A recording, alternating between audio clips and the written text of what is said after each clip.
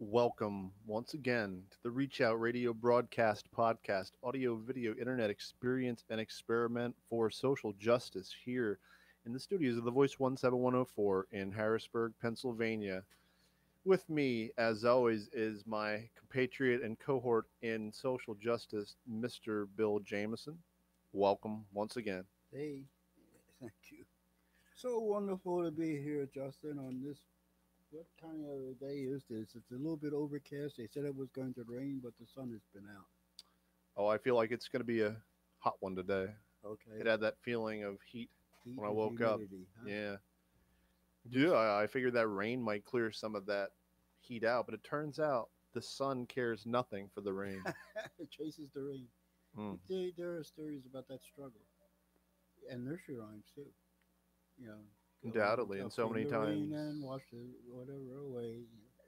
And then the inky dinky spider went up the spider web. You know that Yeah, one. no, it's honestly brilliant that kind of teaching you can do to kids and have them not even realize they're being taught, No, and also to convey political messages like in the Humpty Dumpty.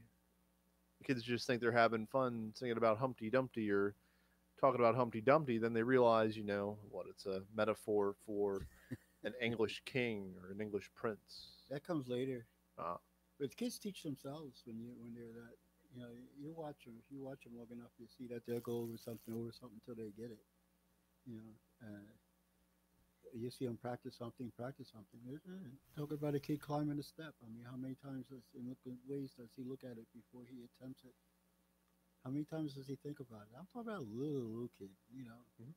the 1 year old who dreams of being at the top of the stairs. He's dreaming big. Yeah, because for him, that's a That's skyscraper. all going That's a on. skyscraper high in the sky.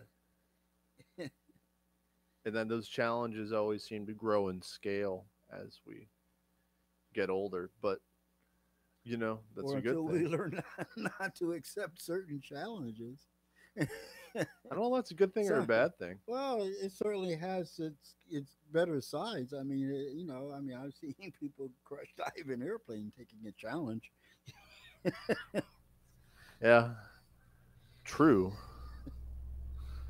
Yeah, I hope it rains and it gets over with because tomorrow we are supposed to be going to Hershey Park, and it would be a real sad day if it's a rainy day and we can't get on the bus. And I got 57 kids going to Hershey Park, and I'm sure hoping that we get on the bus and it's a beautiful day.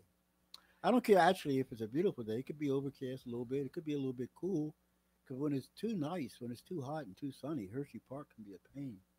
Oh, all that concrete and cement Yeah, and people, yeah, especially this time of year. I yeah. guess they're realizing, oh, they better get in on it because the season is slowly starting to become towards the end. You see? Summer's not over, everyone. No. Get out there to Hershey Park and look. The last thing I'm trying to do is encourage anyone to, frequent a corporation with Yeah, I know. any number of bad business practices and a Oh history man. of exporting jobs to the lowest bidder somewhere worldwide, where I'm sure Not to who's, talk about importing workers who we take their passports and don't uh, pay them. Yeah, that's a nice little trick. yeah, of course, you see that in every industry, but certainly for big multinationals like Hershey, and it is Yeah, undoubtedly a big multinational. that's the thing. I mean, you might see these things in some industries, but when you go to certain major, big corporations with the amount of money that they are making at the top, it's just a phenomenal amount of money. And you see these kind of practices that they're using, you know, just to maximize that extra 0.0% or whatever it is that they're getting out of this little squeeze that make on ethics, you know, and that's where it really gets sickening to me. That we were talking about who was at Amazon the other day, you know, and the practices of putting a bracelet on your workers so that you can track their hand motions. Well, they're trying to take the humanity out of it. They're trying to. make them machines. And if they could just use machines and take humans out of the equation completely, they would. And that they show their hand in that. And that was, of course, not a surprise, especially when you are fully devoted to maximizing every piece of profit that you can. Of course, that is often in a short sighted way with no true vision for the future. That's when we have to have a discussion next week on the current jobs of the former Obama clan. You know, the people who worked in his cabinet and worked for his government. One of them is a vice president at that Amazon company. You know, he was in charge of labor practices. Also, that's appropriate, isn't it? Yeah, it's very We have appropriate. to take a look at some of the jobs that they've gone to, and that'll give us another understanding of what this political system is all about, and what this political corporate oligarchy is all about between them, because it has little to do with us. Oh, absolutely right. But we are going to start today by discussing our esteemed leader, the great leader, the most beautiful, brilliant, And charming. charming, grand leader of them all. That is, of course, His Royal Highness Donald Trump, the 45th, also known as the President of the The United president States. of the United States, Donald J. Sure. Trump. It is. I don't know what it means. I don't know what I the did J it is one for. time or something. I can't remember off the top of my Yeah, I'm not sad I don't know. head. Because he's just a guy. All in Mm. all, he's just some dude who happens to be president. Well, he was groomed to be president. Mm. He was shaped by the events and the values and agitations here within the great old U.S. of A. to become the personification of us all. And there he is, reality made reality. Yeah. There's an article in the Spectator USA, and the question that it raises is whether or not Donald Trump betrays the elite sense that the United States is always pure and democratic, well, democracy loving. Uh, the idea being that since World War II, not we if we go back when we start talking about imperialism in the United States, like when we take Guam and we take the Philippines and we take Cuba and we take the Virgin Islands, if you must. Uh, then we're talking about the 19th century, talking about the 1890s, the 1880s, Hmm. and when we went out to practice that kind of imperialism, we were blunt, and the world was blunt. You know, big countries dominated for markets. Big companies dominated for resources. Countries, and companies went out and took things around the world because they were big enough to do it and strong enough to get away with it, to make their markets, and they made no bones basically about it. You know, That kind of gunboat capitalism. gunboat capitalism. Well, this is what they're accusing Donald Trump of, of going back to. You see, we covered over. If you go since World War II, we're doing the same thing, but what are we saying to the world? We're saying we're bringing about democracy and freedom to this country that just happens to have all this oil, and we're going to change the regime because the regime that's in there wants to make that oil for the benefit of the people of that country, and we want to make that oil privatized for the individual, like maybe BP or maybe Exxon. You know, You're welcome, Iraq. You're yeah, welcome. Oh, yeah, Venezuela. Venezuela. We tried. Yeah. We tried our Oh my hardest goodness, to get Venezuela. we're not done. Oh no. We're no place near done with Venezuela, please. You know, and we're not done with Honduras. You You're know, welcome, Libya. Okay. Libya Yeah. is a good one. And then just speaking for a brief moment on people who are disappointed that those who voted for Bernie or refused to vote for against Trump for Hillary Clinton did so, but she had such a big part in that too. Well, so and here's the thing about that too, is that this is an area where you might have problems. You might have problems with Bernie Sanders. You know, Bernie Sanders is not above a little bit of imperialism here for markets. Bernie Sanders is not above being a part of the establishment because that's what this is all about. You know, what it comes down to in the struggle that's going on in America today is not a party struggle. Hmm. The the Democrats have forsaken basically all the values and even ideas that had been put forth by the Democratic Party in the past. Some of them bold ideas like freedom for all, you know, and like what they did in terms of civil rights, like fighting for people's sexual freedoms, like supporting unions and those kinds of things. Well, those kinds of ideas are a little bit passe. I mean, we have them that establishment on the side now where they are the elite that's referred to by in this article. You know, they are the elite that propagates on the world that we are doing this to you for the sake of your freedom and for the sake of you having democracy. That's why we're determining who's going to run your country. That's why we want regime change in Syria. That's why we want to put out and ouster people in Libya and destroy the country and have a whole bunch of people being sold into slaves. But that's just what incidental outcome. But as you You know, said, that's the myth. That's the narrative. That's just what we like to say. When in reality, that is not whatsoever the case. It's all just about capitalism. It's all just about expansionism. It's all just about expanding and maintaining our sphere of influence. And Donald Trump is just not interested or not able, I think, just not interested in maintaining that facade or that image anymore because he thinks it makes us look weak. he thinks you see he has a problem with the deep state. Mhm.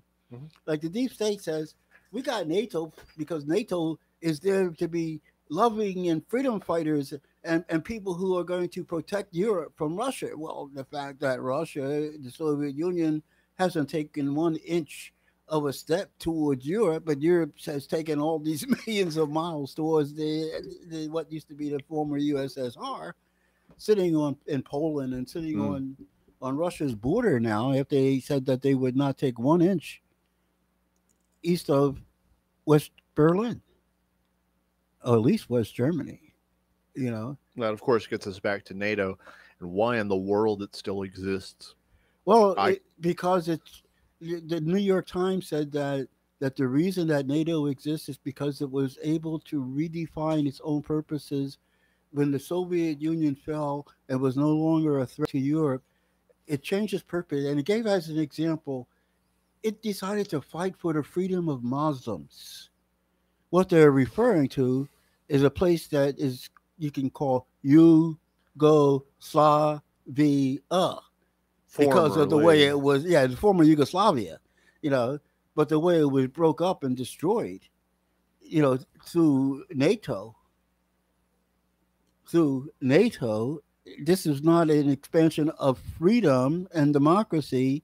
no, it was mostly the elimination of a post Cold War potential power. Okay. They could have been strong in that region. And then they were involved in Libya, the bombing and killing, the murder of Muammar Gaddafi. For what reason did they do this at the time that they did it? God only knows because they had not explained it to the rest of us. Well, the reason they provided was that Al Qaeda was staging terrorist training camps supported by Muammar Gaddafi in Libya, which It was was patently untrue. untrue. And of course, as back in, I believe, the mid to late 80s, Gaddafi was portrayed as this big, bad, evil leader, much as the way today we portray But after which Kim they had Jong-un. compromised with him in basis of oil and all of that kind of thing, because at the time, between that time and the time of the killing, they were actually getting along. Mhm. Now, something else happens in here, you know, that we're not. I mean, I don't know. Understand what the other influence was. I mean, I know I can name people who was against them. Like I can name Hillary Clinton. I can name certain French people and certain French people who had even taken money from him to become president before this one, and then turned against him. You know, Sarkozy was a snake. he He was was a snake the whole way. all the time. Yeah. You know, but there's something happening here in these politics that has nothing to do with freedom, democracy, or people. You know, it has to do with what's happening to these big mahafs up there, making these little issues become their issues, and life and death therefore becomes a part of whatever it is that they proclaim, no matter how trivial. You know, Mhm. and I don't remember a good reason for bombing Libya. I don't remember it being said.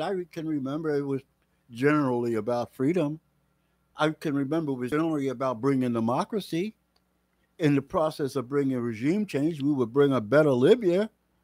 I can remember that lie. But Benghazi, Bill, Benghazi. Yeah. Look, I'll not minimize the deaths of those who were stranded in Benghazi. I won't. But at the same time, you can't monumentalize those in comparison to the thousands or tens or hundreds of thousands of lives that were suffered by non-Americans in the Middle East. Millions. Let's just say millions. And yeah, it was a tragedy, but not any more of a tragedy than the rest of the loss of life that occurred as a result. One of the things I have a problem with is like if I look at somebody and they're doing something wrong, and I agree that they're doing something wrong, and I agree that we should encourage that person to do something right, you know. But I don't agree that it's my job to go over there and be just as wrong in the process of telling this person he's wrong. It matters how you do it. Yeah, absolutely, my. I mean, I'm going to kill you to stop you from killing. I'm going to kill you to bring you freedom. I'm going to give you democracy in the barrel of a gun. I mean, there's a contradiction. It's like gunboat diplomacy, huh? There's a real contradiction. We haven't gotten beyond that. And this is what the problem is with Donald Trump. Because Donald Trump didn't go to NATO and say, you guys were wonderful coming into Iraq with us because when we went there to fight for freedom and to bring freedom to the Iraqi people, you were with us. And despite, oh yeah, that little torture stuff. Well, yeah, I mean, yeah, we got you involved in torture, sure. Yeah, you went along with it and you tortured people, but you were with us, you know. you know, when we decided that we would have regime change in Syria, you're with us. Oh yeah, you support groups that torture. Oh, absolutely, because that's what we require. You're fine. That's all right. That's okay, you know. And so Donald is saying, hey, NATO, it ain't about these little things that you have going on, killing people for freedom and killing people for democracy. It's about whether or not you're going to spend money and buy our weapons. Yeah, of course, you are spending right now half of the total that the world spends on weapons, and we spend basically the other half. And come to think of it, when you add that up, we spend what $716 billion this year. But now, aren't we spending money in NATO as well for weapons to arm NATO that we also run as kind of our surrogate army? Then our military budget is well beyond $716 billion, is it not? Wouldn't we have to include whatever it is that we give NATO for weapons? As a matter of fact, we should include what we give a lot of people for weapons. But let's talk about NATO, in particular, since we spend a lot of money. But Donald went there and sold weapons. Donald went there and said it's a market. Donald went there and said, I'm for America first. I'm not out here about freedom, and I'm not out here about democracy. I'm here about markets, and I'm here about beating the Chinese in these markets. Now, what are we going to do about that? Mm-hmm. And the deep state, the establishment, the oligarchs are totally up in arms. You should read this article in the Spectrum. That's not how you do it. That's not how you do it. You say that we are about freedom and democracy, and we're bringing something valuable to the world.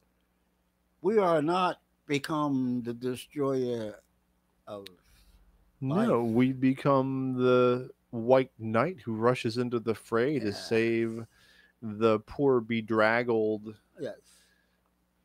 savages who are suffering at the hands of these evil tyrants. Yes. I mean, come on, let's get a grip. That's not how it is. That's just how it's portrayed.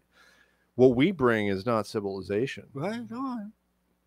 Well, what they're saying basically in this article, and I'm really inclined to agree with, is that Donald Trump is changing the narrative. You know, it's not so obtuse. It's pretty straightforward. You know, he's taken off the coding. Basically, he's doing to the world what he did here when he was running for election. He took the coding off. You know, and the deep state in the past has always been able to hide behind this facade. And this facade, more than anything else, was used to feed the American people. Myself, I always wonder, how do you believe as an American that going into another country and kicking out the person who's in power by bombing and torturing people is the right thing to do, and it brings freedom and democracy to the world, and you haven't seen that happen in one of these cases yet. All you've seen is that it results in us, in our name, spending our money, using our weapons and our sons and daughters to go out and destroy people in faraway lands.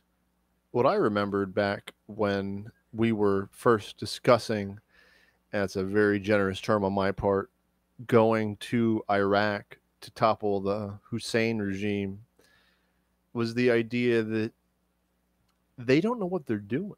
They don't have a plan. They don't have some kind of grand vision. They just want to go in there and sow that chaos. They want to go in there and just make a mess of things, whether intentionally or not. At the time, I thought unintentionally, but now I begin to approach the idea that the chaos is very beneficial, both in terms of making money and in terms of establishing some sort of surrogate control. It's very likely purposeful, and they still don't have a vision, and I believe that is Mhm. purposeful.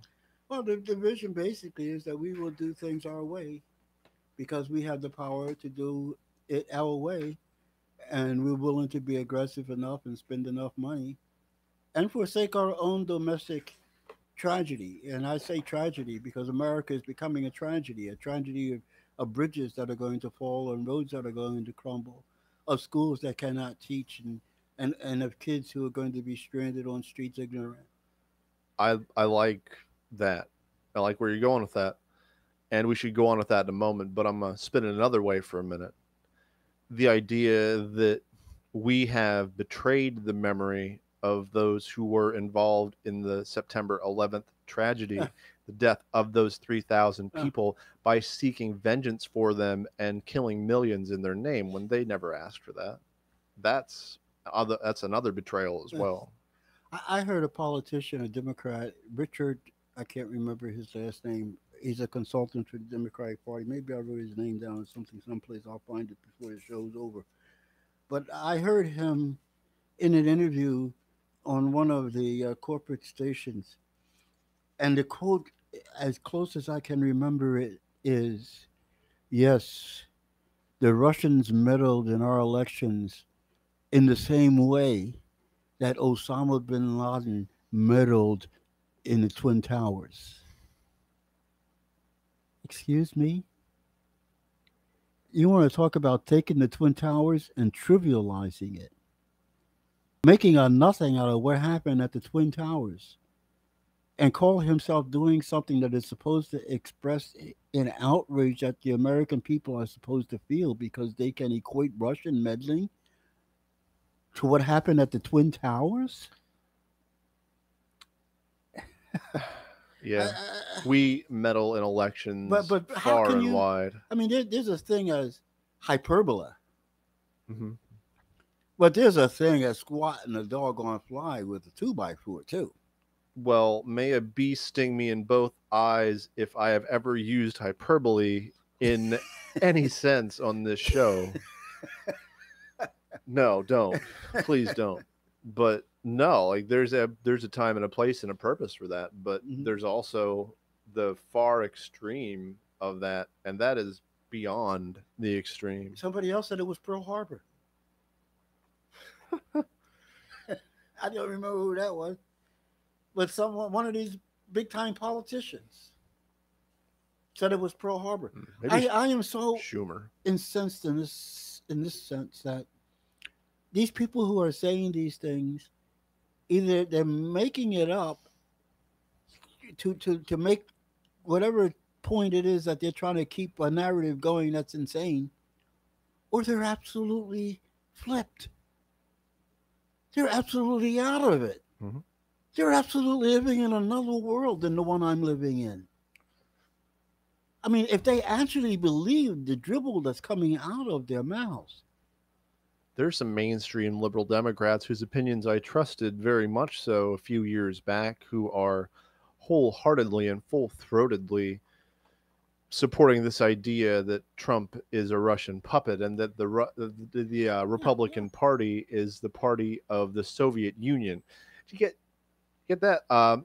Traveling back from a state park a few weeks ago, and we saw a billboard that had the GOP, but then the little Soviet symbol as the O, and that's apparently been being posted all across the country. And firstly, if you get people to start believing that, you're trying to just scare up a Cold War and a Red Scare and all that over again. You're basing your agenda on fear. But also, you must think very little of the American people and the American electorate if you expect them to believe that the entire Republican Party has been bought and sold by Russia. I'm worried. I hear this kind of stuff in the press all the time. And the current poll says that more and more people believe the press, not fewer people. I'm talking about America. Listen, I was here. I was of an age of reason when the McCarthy era existed in America. I read my Erich Fromm about a nation going insane together. The neuroses that was Germany, that became the Holocaust, of a neurotic nation. My fear is that America is going that same way. If you can hear the dribble and you can accept the dribble, then we're in trouble. You can accept that Donald Trump is a puppet, a traitor. You can accept that the Republican Party as a whole, and you can accept, for example, right now, here you want to talk about McCarthy? Who is it? Facebook. I'd rather recently, not. I know. We should. Okay, but Facebook, just in the last couple of days, they took down something like 32 sites. I heard 16, but same difference. Okay, but just a 16 decent sites. number. Okay, a decent number of sites that they say were, quote unquote, Russian, likely Russian. Mm-hmm. You know what? These sites had to do with Black Lives Matter. It had to do with gay and lesbianism. One of them had to do with the other side, the people who were Charlottesville, and they wanted to have another Charlottesville from the right side. Mm-hmm. But what I'm trying to say is that these are people in America talking about American issues, but they're conflicting issues in America. Black Lives Matter is a conflict to some people. It ain't to me. But Black Lives Matter is a conflict to some people. And when Black Lives Matter gets taken down because you say it is Russian, I'm sorry, you're lying to me. You're taking it down and blaming it on the Russians so that you can take it down. Everything that you want to take it down that's not within your narrative now, you blame on the Russians. The Russians, even though you have and even Facebook saying it in the process of doing it, said that they didn't know who did it. But every time you get one of these so-called bots or whatnot and you really track it back, it's a person in the United States who's upset with the United States. And we can't be upset with the United States anymore without being influenced by Russia. I can't stand up and say something about my Black identity without me being influenced by Russia. I'm a Russian puppet, ladies and gentlemen, because I believe that Black Lives Matter.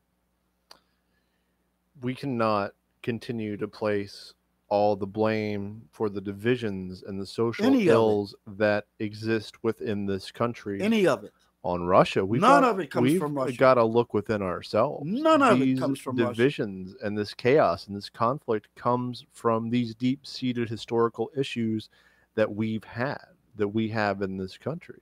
We have our own problems. We don't need anyone else to exacerbate them and to intensify them. They've been on the rise and the upswing ever since we adopted is a strong word, since we have seen this rising tide of fear. I would say especially since September 11th. I think that was one of the huge catalysts. You were mentioning Eric Fromm, a national personality once again. I believe he views the nation like as a being, like as one sort of thing, and it has the psychology and these mental processes. When an individual or a being goes through that kind of trauma, they got to process it. They have to understand it. They got to sit with it for a while. And from the start, the U.S. has refused to do that. We have felt that pain, and we have struck out. We have sought vengeance. My reaction to that is stronger, even because what we do in this country is we take opportunities wherever they happen, of catastrophe, of economic catastrophe, of any kind of situation that comes up, to keep going in that prescribed, and you can look at the narrative yourself, form in that same direction. When we have an opportunity because of drugs, and we can blame it on black people, and therefore we can make laws that are draconian that we can use against everybody. We use it as an opportunity to pass draconian laws. Of course. But we use every one of these things as an opportunity. 9/11 was an opportunity for many things. 9/11 was an opportunity for the neocons to go after people who they wanted to go after, even though they had nothing to do with 9/11. It was an opportunity. The drug war was an opportunity. The doggone recession that we had in 2008 was an opportunity to take money and use money in different ways with respect to banks, etc. And those things are still in play. What I'm saying is that every one of these things that happen, coldly, the deep state, the establishment foes, those who are advancing this narrative of the hierarchical control over a society and the world, they take advantage of every opportunity, and 9/11 was nothing but another opportunity. I got to once again put in a plug for the new Sacha Baron Cohen show entitled Who is America? And on episode 2, gosh, you get some names. He was playing this Israeli major who teaches self-defense and goes around and teaches stuff. There's other stuff I may share in other shows. It's really something. It's that whole one where they got the guy to drop his pants and chase people around backwards saying America, America, and dropping the N-bomb, etc. But on this episode, he interviewed Dick Cheney. Yeah. He talked to Dick Cheney for like 10 or 15 minutes, and I don't know. Dick Cheney is by far he's evil. He is an evil guy, but he is brilliant. And he's fascinating. He's fascinating to watch, much more so than George W. But I found it a really interesting interview. And this guy's like, "What's your favorite war? What was your favorite war?"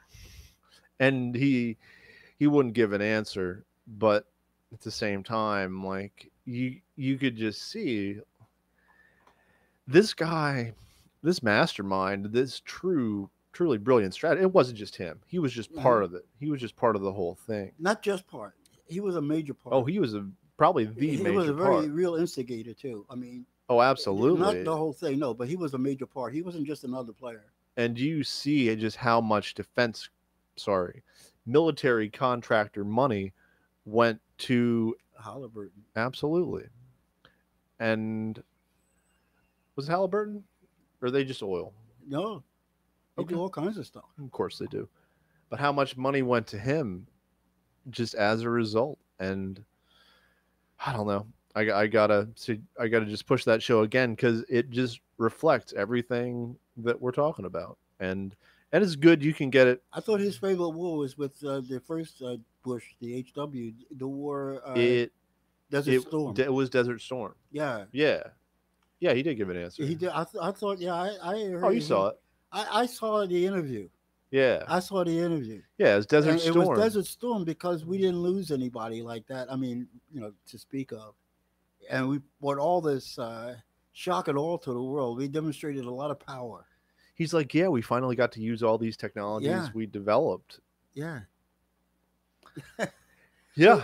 But that tells you what kind of a person that we have in terms of leadership. I mean, when we talk now, for example, George, I mean, this guy, what's his name, Donald Trump, The Donald. the Donald. He went over there and he talked to this guy in North Korea, you know, and we don't say, "Oh wow, it's a good thing," you know.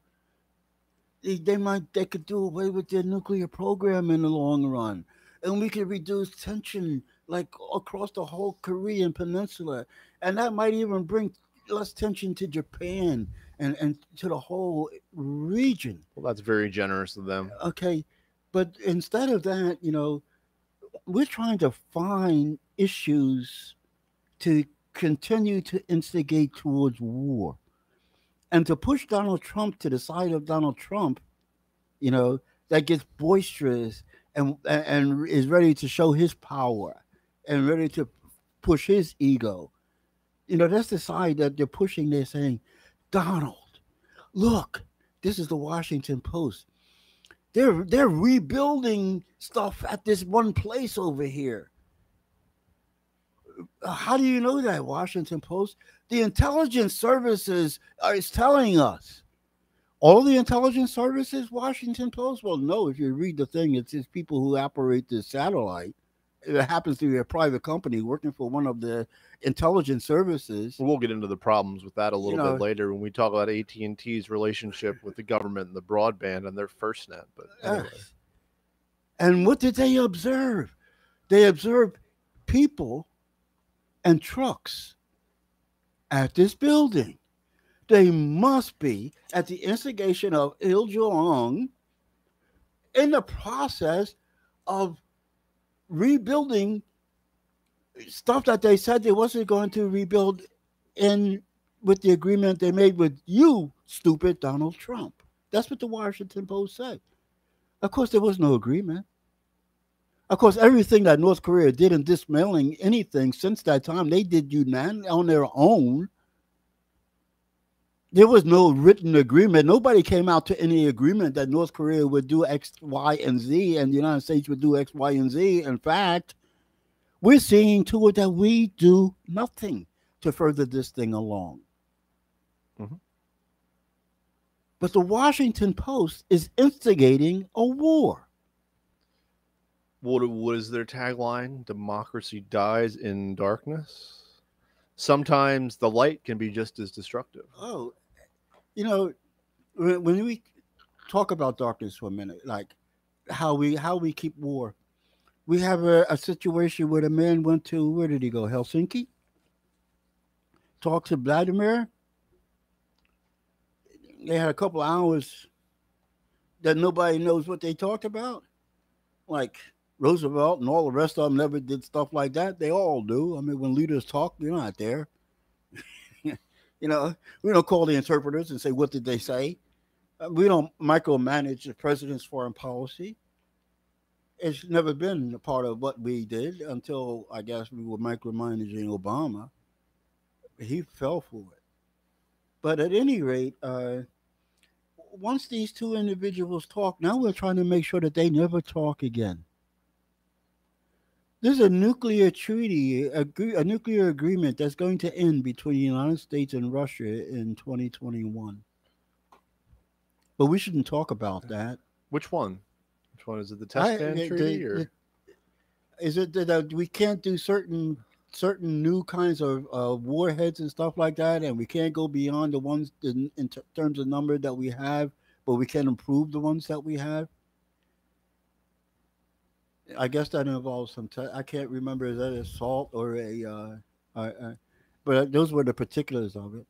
That we can't go any more warheads than but we can improve the warheads, but we can't make no new warheads and no new numbers like that. we can improve them, huh? Which means we could take one warhead and make them 10 little. Well, we're doing that. I mean, individual bunker we committed buster $10 billion warheads. to improving our nuclear arsenal. We're already doing that. and this is before the treaty. But here are two people in the world who can blow each other up and blow up the world and kill everybody and every fish and every 1,000 times over, not yeah. just once. But we say they shouldn't talk. We, with this freedom, democracy mantra, say they shouldn't talk. We who say that we're in the world for the benefit of all the whole world and bring good freedom and democracy to everybody, we say they shouldn't talk. We say there's two countries in this world at least, but Russia and the United States, certainly two of them, can have a great deal of influence on climate change and whether or not our great-grandchildren do in fact have fish on Earth that has a climate that they could manage to live. But they shouldn't talk. No, let's not talk. Let's keep this phony narrative going regardless of whether or not it's a detriment to us, to ourselves, to our children, and to all of mankind. Please, let's not advocate peace. What is our problem? I said before that one of the first ways of looking at fake news is what we decide not to cover. Because if news happens that day, it should be covered. And how do you cover it? And do you cover what it is? I'm going to take the case of Maria. I don't know if they say Bettina, but Maria Bettina. Bettina? I don't know. I just wanted to say it. I have no idea. She's a Russian woman. She's what you call a Western file. Oh, like Piotr the Great. Yes, right. She came and lived in America, and she went to graduate school in America. And while she was in graduate studies at American University, she started these projects to bring Russia and Americans together, Russians and Americans together. And she had these kinds of parties and stuff. And I guess she felt pretty good. I mean, I don't believe strongly in anybody who belongs to the NRA and who advocates the NRA, whether or not it's in Russia or the United States. But okay, that's a part of her that I don't appreciate. But the fact that she was working as a graduate student, to bring Russians and Americans together, I thought was, wow, that's a decent thing to do. Mm-hmm. Well, when she gets out and she goes back to Russia, she comes back here, and she is meeting people, and she's advocating for a better relationship with Russia. According to the indictment that they have brought against her. Really? I didn't realize they'd indicted her. Oh, yeah. She's in jail without bail. According to the indictment that they brought against her, she is guilty of lobbying. Gosh, I wish we could arrest other people for lobbying. We got a lot we could put up there. She is guilty of working in favor of a foreign power. I remember when Spiro Agnew was a lobbyist for,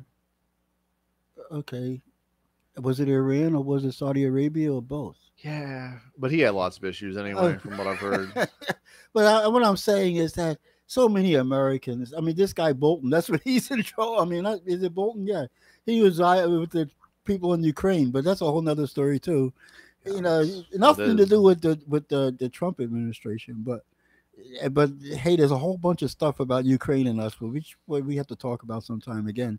But anyway, she was accused in the indictment of not having. You have to file that you are a foreign agent, and she didn't file that she was a foreign agent. Now that's what it says in the complaint. I read the complaint. In the complaint, it says nothing about her being a spy. It says nothing about her using sex to get a job in a delicate place. Nothing about her using her influence in the NRA to meet influential politicians in America to do something to what end they don't mention, but spy stuff. It doesn't say anything like that, but it does say that the stuff that she did do, she put on Twitter. Yeah. That's a heck of a spy. I don't know. That seems pretty transparent to me. Yeah. Much like Glenn Greenwald said about the evidence surrounding Trump, and much like we've said many times before, and I think a sentiment that is echoed by many people in this country and around the world, show us the proof. There's no state secret too valuable that's going to be betrayed by showing this proof. If you have that, then show it.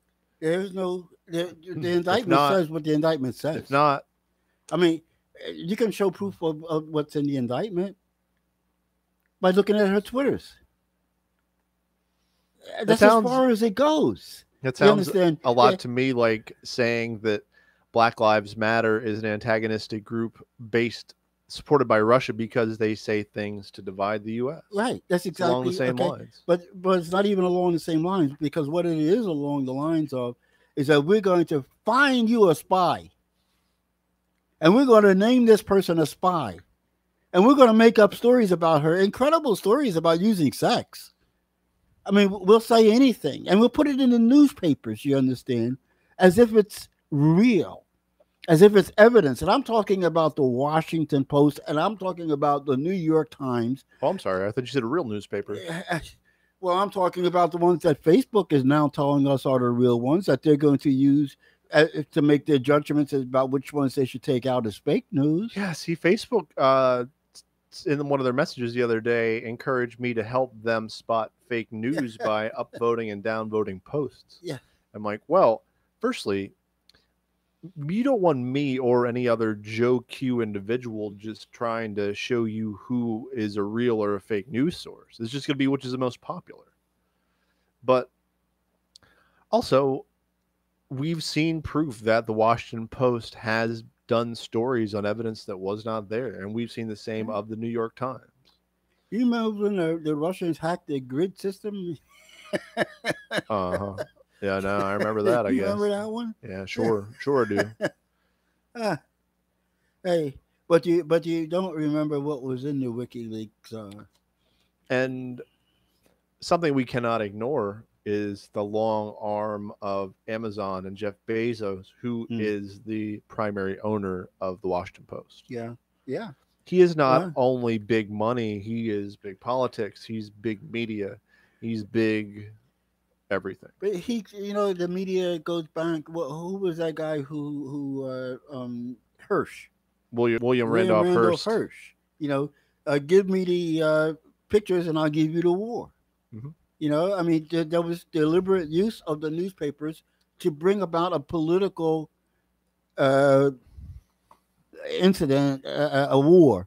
I mean, I'm going to call a war a political incident. A war is much more tragic and catastrophic than that. But it's a part of politics. Mm-hmm. It comes out of the politics. It doesn't come out of the will of the people to survive. It comes out of the politics of the leaders to fight. And William Randolph Hearst was willing to use the Hearst newspapers to bring that about. And the suggestion is today, very, very strongly, that the Washington Post and the New York Times and several other newspapers don't mind imitating that as a model. So when do we get our progressive party push that destabilizes these cross genre monopolies? You don't. When do we get that? You don't, because these cross genre monopolies are winning. How many people do you hear standing up and saying to the American people, "Hey, they're calling these people spies, but read the indictment"? How many of them are standing up and saying the indictment says this, but it doesn't say in the indictment that she's a spy. It says in the indictment that she's a lobbyist. Now, if you want to accuse somebody of excessive lobbying, okay. And that's not great. It's not great, especially if you're lining your pockets at the same time. But let's be honest about what we are doing. why are we lying to the American people? That's number one. And my number two question is, why are the American people so willing to be lied to? Why do you think? Why do I think? About the second one. Why do you think About we're the so second willing one? to be lied to? Because we are too involved in pursuing a unreal lifestyle, looking for ease and comfort and non-involvement that would just allow us to slide through, instead of doing the real work of a true democracy, of the republic, ma'am, if we can keep it. You know, we have to go beyond what the newspapers say to read the truth story, because the newspapers are lying. And we were not willing to go beyond that during the McCarthy era. And those people who perform these leadership skills, they notice that, they know that, they know how to move this nation of sheep as a herd. And the sheep are too willing to be sheepish. We're too lazy. Yeah, I don't disagree. But we're also too distracted. We are too No, beat down. We are too tired. Many no. of us are working 60 hours a week Yes, for $12 an hour, yes, I really, and yeah. then once you stop working, Yeah. what are you supposed But to all do? those things are incentive, though. You know, I'm gonna say, why are y'all beating me down like this? And think of who's doing the beating. Let me say this. One thing about black people is that you've always known who your enemy was. They call you by out of your name. They act like. But the one thing about white people is they don't know that the white people is their enemy. Your enemy is the one sending you to war, bro. you know, hey, bro, I ain't sending you to kill no red people or yellow people or people on the other side of the world. I ain't your enemy. But that other guy sitting next to you is going to tell me that I'm your enemy, you know. Mhm. And because you're looking for a certain lifestyle with respect to him, you're going to take his side, even if you don't believe it. There's a lot of Americans who go along with that crap who don't necessarily believe it. But we're looking. If I say I'm only making $12 an hour, my question is why am I making $12 an hour and that guy's making 467 times what I'm making, and we're both putting in the same hours? As we've examined many times before, in But one we're of not asking the the question. in one of the richest countries in the world, we have some of the biggest income disparity. We have some of the biggest quality of life disparity. We have some of the highest infant mortality rates. We have some of the worst water. Of all the rich countries, Yeah, we have the highest, the very highest, and we don't ask ourselves why. you say the very highest infant mortality. Yes. See, and this is- mother. You understand what I'm saying? Mothers who die from childhood, from giving birth, either post or during, but mostly post, because our treatment is so lax in postpartum that we have more mothers who are lost from, say they go home and bleeding. We don't take them back to the hospital, or we send them home too early before we've done what we're supposed to have done. We don't have, somebody says, here's a checklist that you should have, but we don't have that checklist with 12 items in our hospital. We only got 4. This is the lack of seriousness with which we take healthcare, because we've practiced healthcare for profit, not for healthcare. And we ourselves as Americans are not saying, why do we have lousy health care? We're not asking the question. I'm not talking about, yeah, we're stressed. Sure we are. And we're stressed basically chasing something that we shouldn't be chasing, and we should ask ourselves about that too. But we got to ask ourselves the question. We stop asking questions. I'm talking about the common, ordinary, everyday citizen. Franklin said, a republic, ma'am, if you can keep it. And what we have proven is that we, the people, cannot keep it.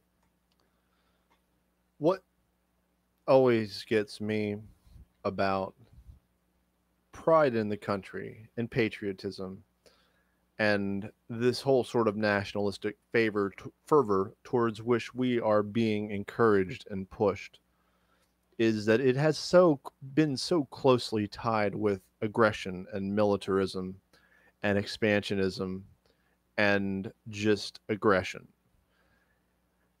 how could we possibly feel good about ourselves as a nation when we can't even protect babies? How is that not a point of pride as a nation where we can't say we have steadily decreased infant mortality to a point where it's not even a concern anymore? Yeah, it might always Mhm. happen sometimes, but we have pushed it to a point, going by examples in other countries, where it is not common or prevalent or even happens all that much whatsoever. We're so far from that because, as you said, we monetize healthcare. And as you say, and as we've said before, where you put your money is where your priorities lie.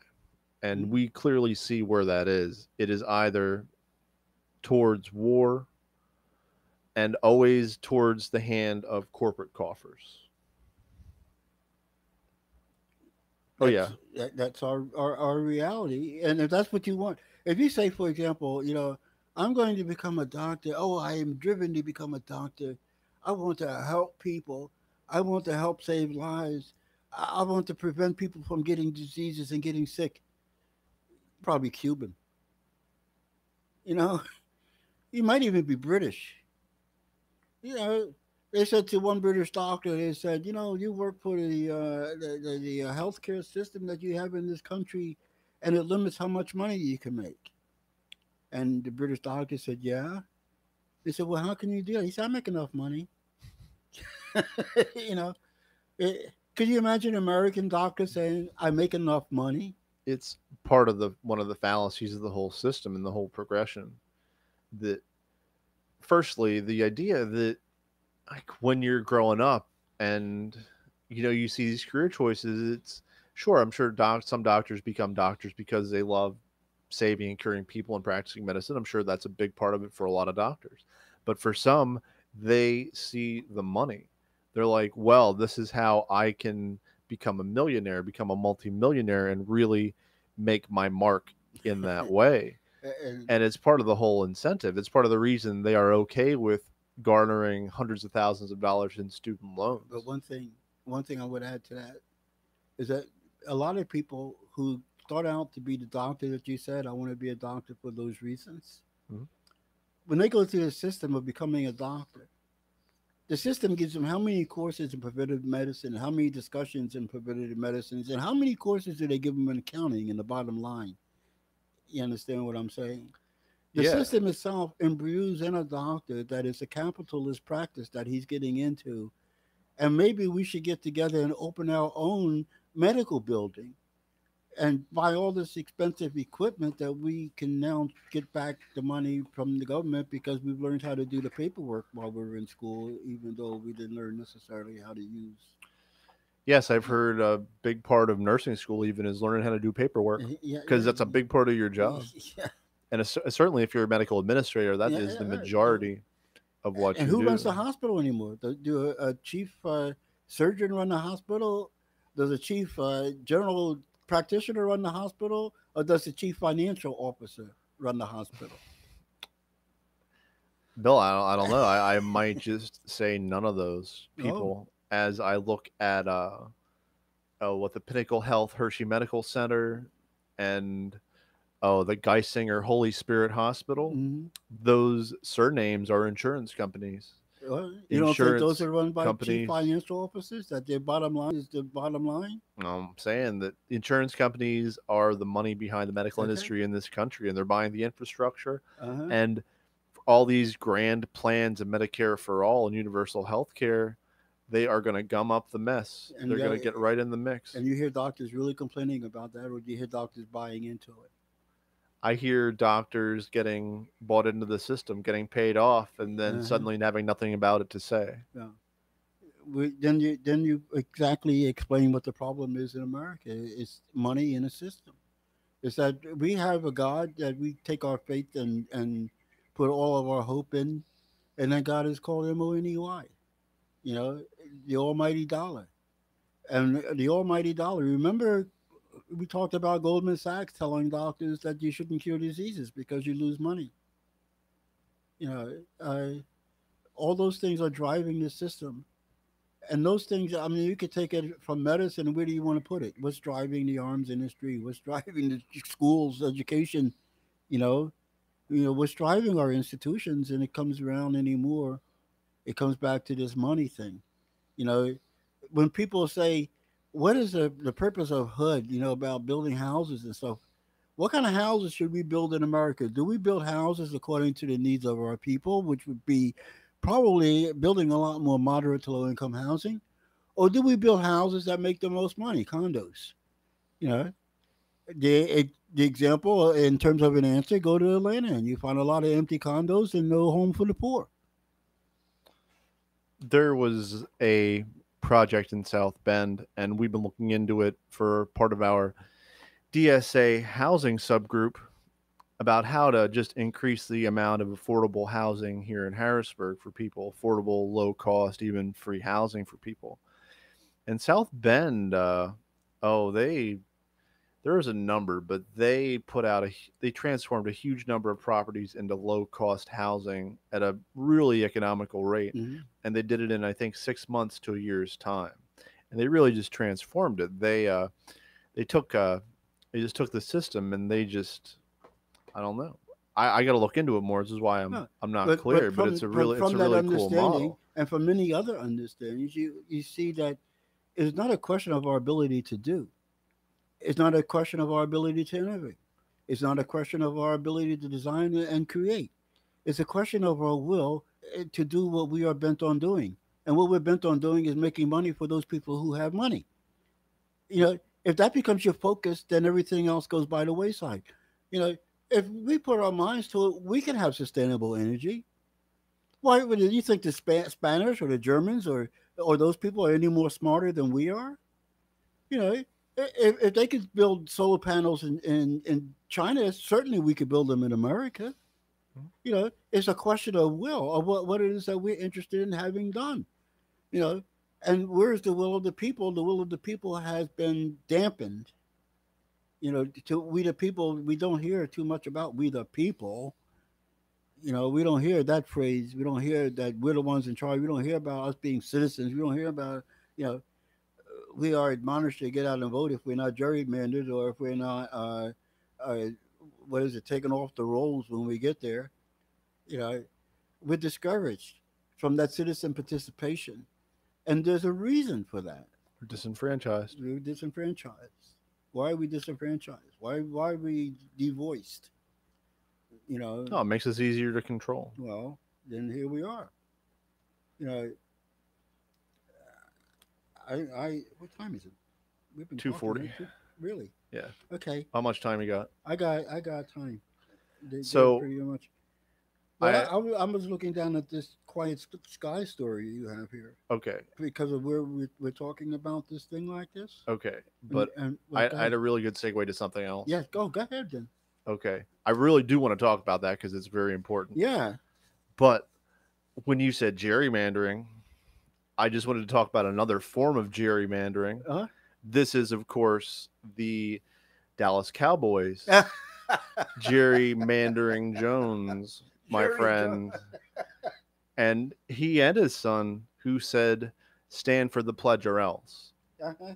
threatening big fines or just being cut from the team if you don't stand and obey. I'd Yeah. like to see that happen if Dak Prescott or Ezekiel Elliott or one of the big time players didn't do that. I'd like to see them be cut. Do you really think they would do that? Do you really You think they know, would take that step? you know, I've seen these guys shoot themselves in the foot just because they're stubborn and they're the ones by God who's going to be in charge. I think they would be willing to destroy American football than have black people decide that they could take a knee and protest about what the police are doing. I believe they're that arrogant and they're that racist. It just feels like such. Wow, You just why do they care? well, you're It's just coming. it's a moment of protest. Start the game like they Because used to after the anthem. It's not that you're important. just coming up to seeing the real seriousness behind racism, the real inability of people to let go of being in charge of these other people, Owning. owning these other people. These owners own, or they think Okay. they own these players. I'm again brought back to the story of Donald Sterling, who took some business associates into the Clippers locker room and into the showers and showed them his prize studs like they were racehorses that he owned, like a slave owner who owned slaves. Now you're And seeing for what it is. that's Now, not just Sterling. well, then, okay, then you're not talking about the way that you phrased the question before was rational. You know, Sorry, sorry, I gotta avoid that. My you bad. know, but owning slaves is not rational. You know, especially owning slaves. How many years after 1865? Or how many years after 1619? Or owning slaves?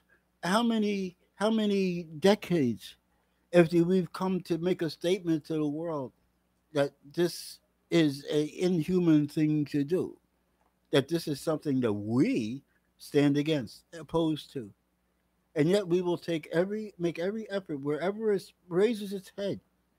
Why is Black Lives Matter such a controversy? Black people are being shot, and all they're saying is stop shooting us. Then why is it such a controversy? Because they are saying it. You understand?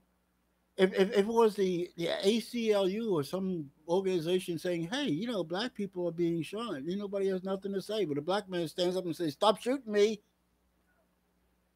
he's a terrorist. And I'm not exaggerating. You know that the FBI labeled us terrorists for having any kind of black identity. In fact, in 2018. Now, why is that different from the slaves in football? Just because they be making money? That money don't mean anything to the owners. That's their play money. That's not money that they would put in their pocket. That's the money that they use to make money. That's the money they use to chase money. That's money they play around with. Just because they're high-paid players don't mean that that's any sweat off the owner's back. I mean, look at and people say, "Oh, why are you out there getting behind millionaires or multimillionaires?" And they talk about the players. Yeah, they talk about But the players, it's right? millionaires versus multimillionaires versus multi-billionaires, and sometimes the players aren't even millionaires. But that's Sometimes not, they're just making a of few course, hundred grand. but that's not even an issue. You understand? That's a false issue. Why are you getting behind the people who have an issue to bring? What does that have to do with money? They're taking a knee talking about human life. It has nothing to do with money. Now, why would you take away their right to talk about human life? I heard a woman on Fox News tell LeBron James to shut his mouth and dribble. Oh, you mean the same LeBron James who just opened a multi-million-dollar school in Akron and why. offered to pay college tuition for everyone who graduated, and who provided all these other excellent forms of support for the community, who's actually trying to build it up. This 100 millionaire, possibly someday billionaire, who's actually coming back and rebuilding his community. And he's bringing jobs to the parents of those kids, because he knows that that's one of the things that's absolutely necessary for a stable household. Yeah, education, job training, and job education. And, and that's exactly why, you understand. In the process of that, an athlete having to do what the political system is supposed to do. When our government does not take care of the people, and governments are instituted among men for the good of the governed, and I can tell you a good source for that, and governments are instituted among men for the welfare of the people. I can tell you a good source for that. As a matter of fact, that source goes on to say that if it does not meet these ends, that it is the duty of the people to put that government out of business and bring into existence a government that does those Is that the things. Declaration? Yeah, Declaration? I also thought it might be the Federalist Papers. Yeah, wasn't sure. But yeah, the Declaration of Independence is a pretty popular document. Yeah. I thought. Right. But here is a guy who had something to say, and she's saying, instead of telling the story that you just told about, here is a man coming back, doing for his community what the government was charged with doing and failed to do, and he's making up for the government lack by caring for the people and not forgetting where he came from. Instead of telling that story, she is saying he made a political statement when announcing this, Mhm. and that he should shut up and dribble. Now, I don't know of a more slave connotated statement than to tell a black man to shut up and dribble. So you are owned as a black basketball player, you're owned as a black football player, you're owned as a black welder. It don't make no difference your job or your income. It's not about the money, you know. So a guy makes $1 million. Wow. Part of the reason that she had to say what she had to say is because she certainly don't appreciate no god darn black man making $100 million in a contract. Which is LeBron Mhm. James. I mean, for crying out loud, who does he think he is? Well, I'll tell you who he is. He is, and he takes a lot of crap in basketball circles for whatever reason, and those reasons are just within the world of basketball, and they're silly. And his whole one, not two, not three, not four, not five, not six. As a little cocky, you see he conducts himself differently now, and that's also just fluff. But he is a person. He's been married to the same woman for what, 10, 15 Yeah, years. He has kids. He seems like generally a decent guy. yeah. He's not out there, doing anything nefarious. He's supporting his community. Whichever community he's in, Yeah. whichever 4 years it is. Yeah, I'm sure, But he never forgot Akron, and I'm sure he'll whether make a he was mark in there. on Yeah, LA as well. But right. also he's extremely talented. I don't care how if you think it's just an easy thing to do. It's not. It's not. That takes work and Who dedication. says that?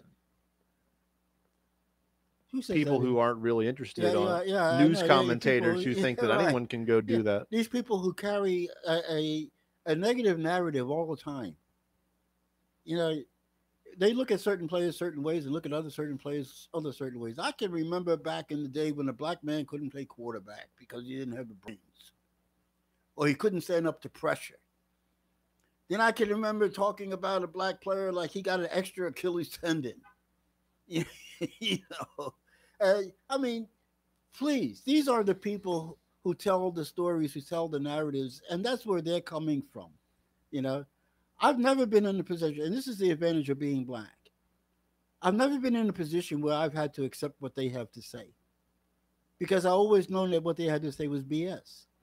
You know, what could they tell me about Jackie Robinson? Jackie Robinson was a great, great, great ball player, but they never knew about the black leagues, about the Negro baseball leagues. Mm. You know, they never went to their games and watched the Negroes play baseball.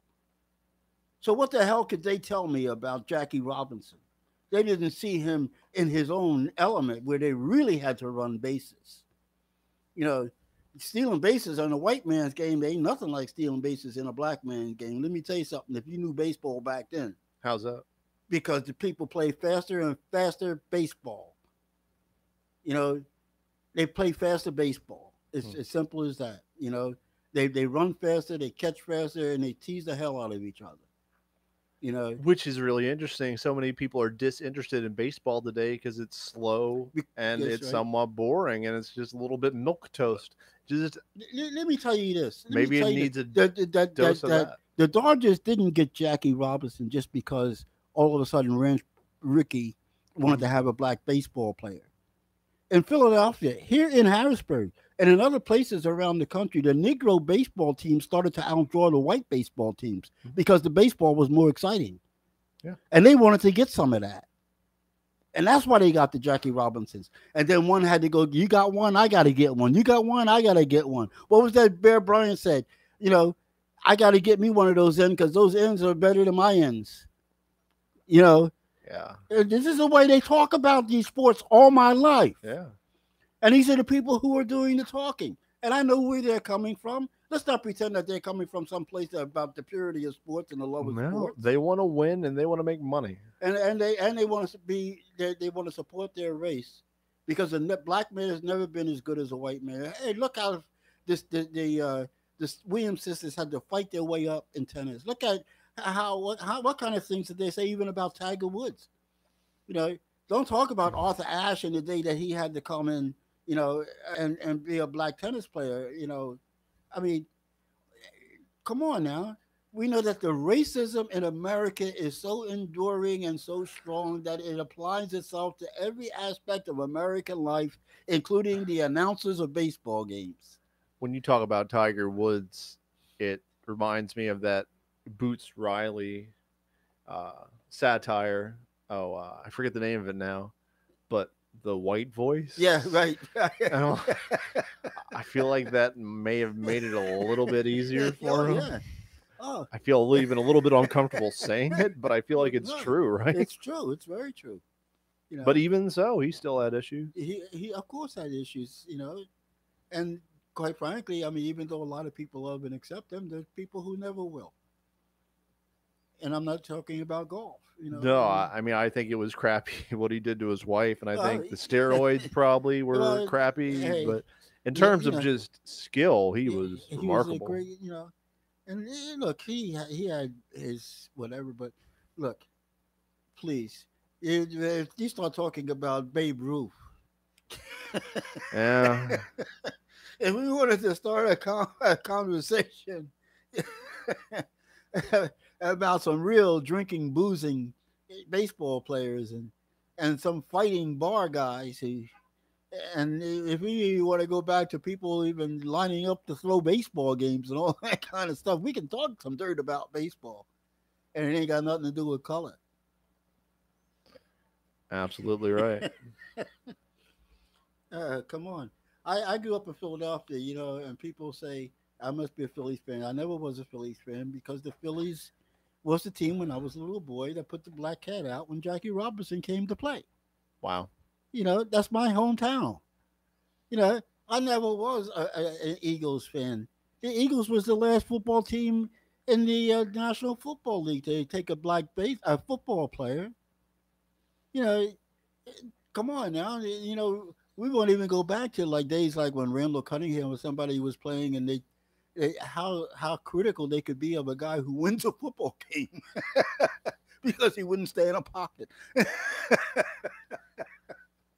He can't do what the white man can do because he has to run out of the pocket. You know. Oh, I think people forget a lot about Randall Cunningham. He was really good. Oh yeah. I mean, he was. You talk about Michael Vick fast. Yeah, He hey, was almost Michael Vick yeah, fast, oh yeah. and he had nearly the arm He had of that Vick. arm. Let me tell you, his daughter is the American. I think she's the number one right now. I think, but I think she's a high jumper. His daughter, and he's her coach. And he doesn't have anything to do with football or anything anymore. He has only to do with high jumping and his daughter. He manages and coaches her, and she's a heck of an athlete. But there's a man who subjugates his whole self to his daughter's success, not to going back over his own. A lot of people like to live out their success for the rest of their life, but he will submerge himself in the background. When she jumps, you don't even see him. He's not one of those coaches who's out there telling this. It's cool. No, I thought something very similar when LeBron was at his kid's basketball game last week, and then this other kid like hit the game winning three and like made a mocking bow and arrow gesture at LeBron. Hey, look, the kid's 13. Right. I don't blame him. I mean, I'd probably do the same thing. Absolutely. But you're showing for your father. Yeah. but it does make it tough on the kid. It's got to be hard. I mean, I see Jackie Robinson and a lot of kids who don't make it. I think because they have all that in front of them to try to live up to it, and it's just impossible life. Yeah. But then there are those kids and who can find their own way, and she found her own way. You know, and there's others out there. I mean, it's nice to see these father sons and all these combinations of people being good fathers and good athletes and all that kind of thing. Oh yeah. You know. Yeah, of course. For Fortunately, this ties in the idea that that you can't kneel for the anthem or even stay in the locker room as the NFL had proposed, which is still a crappy alternative. Well, that's a lie. They keep saying that in the newspapers and stuff, but that's not what the manual says. The league sent a manual around to all the teams, Hmm. and it says that everybody must be on the field during the national anthem. Wow. And then it also says that all the players must be standing in front of the bench at attention with their helmets in their left hand and refrain from talking. That's what it says in the manual. I didn't even have to do that in school. No, of course not. But you're not being a big publicity for patriotism and Yeah. war, And I wasn't owned. and that's right. But they're selling the entertainment of and it's a funny thing, like when was the last time you went to a concert? Last weekend. Did they do the national anthem before the concert? No, it wasn't quite that kind of No, concert. okay, but no, what is that kind of concert? Did they do it before opera? Did they do it before plays? Did they do it before? I mean, No, when I'm they thinking. call the parliament together, do they? I mean, I'm thinking maybe for country music, but then that's probably just my own prejudice. Okay, They maybe might they not, do. I don't, but I can't. Maybe, but what my point is, like, all of a sudden, and they didn't used to do it for football. You understand? and they certainly even after that they didn't televise it. You're right. Exactly. But now they're doing it. They're doing it because it's a big publicity stunt Mhm. that they get paid for advertising patriotic war and the army for being a part of producing a warrior nation. That's their job in the National Football League, and the owners have bought into that. That their job, they will make money from the national football, from the armed services, from the taxpayers for promoting war. And they promote war not only in the selling of the national anthem, but throughout the game. If you watch a game these days, how many of those things are be all you could be? Well, not that one anymore, but how many of those commercials are about the army? Well, also, and I'm not sure how much more you want to say on it, but I'm Okay, envisioning a perfect segue again. okay, but before you do, Okay. understand that it is legal for the team owner to say that you must do X, Y, and Z because of the way that we have written workplace laws, Yeah. and the field is their workplace, And they got a right to work. and they have work laws that they can negotiate with the players union, but And right now, in comparison, the players' union is one of the weakest unions in absolutely, sports. you know, but they can demand it. Now it's going to be up to the players to accept or reject, Mhm. you know. And I have a feeling. I'll tell you what my feeling ultimately is. It doesn't make any difference how legal it is, because there's always been Jim Crow laws were legal. You understand? You know, we've always had laws that are legal that don't allow you your freedom of expression or your freedom of dissent. Laws are not inherently just. The laws don't have to be just; they just have to be laws. You know, so it's going to come down to this. Let's say I'm playing for you, and let's say that I can't express myself, and let's say you antagonize the hell out of me, but I got a contract for 4 years, and how many millions of dollars that I am committed to my family or whatever. But answer me this: do you think you're going to get the best 4 years out of me? Do you think that you were really going to get my heart and soul, and I'm going to really play my heart out for you? Do you really think I'm going to have team spirit and a team with dissension? Do you really think that you are not in the process of doing what you're doing, you know, destroying team spirit, Hmm. destroying the ability of a player to go all out 140% for his boys, Hmm. for his owner, for his city, you know? You're destroying that relationship. Mm. And you're making of your players not people who play for love of the game or to win, but people who play for that paycheck. And you no longer have sport. It's just a workplace. So, absolutely so. And I'm just always brought back to the vision of being at a stadium, just seemingly enjoying a football game, there for the game, and just, sitting and enjoying it, eating overpriced food and drinking overpriced beer, and sitting in seats. I was running at about 290 at the time, Mm, which were far too small mm. for my full frame. But although even now that I've trimmed down a bit, it's still pretty So tight tight. regardless. But then to see the rocket's red glare as the fighter jets Mm. stream across the sky, and me there thinking, how is this part of football? Hey, How is this part of a team sport? What does patriotism, especially displayed in this militaristic way, have anything to do with the game of football? mm-mm. And then once you start really looking at the interconnections of all the military recruitment, the commercials, and everything like that, you start to see how it has gradually over time become almost inextricably interwoven. Yes, yeah. That's what we have made of football. It was a game, and it even was a fun game.